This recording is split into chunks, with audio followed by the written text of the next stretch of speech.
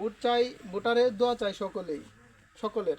কেননা আমাদের দেশনেত্রী বেগম খালেদা জিয়া দীর্ঘদিন যাবৎ অসুস্থ ছিলেন। তিনি অনেক নির্যাতন ও অনেক নির্যাতিত হয়েছিল। তারপরে তাকে প্রস্তাব দেওয়া হয়েছিল নির্যাতন করে তাকে দেশের বাইরে সুব্যবস্থা করে দেবে।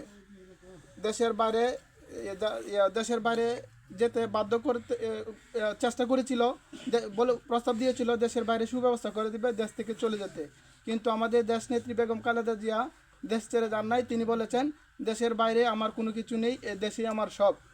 যে নেত্রী বলেছেন যে নেত্রী দেশের বাইরে কোনো কিছু রাখার চিন্তা ভাবনা করে না, সে নিঃসন্দেহেই দেশপ্রেমী।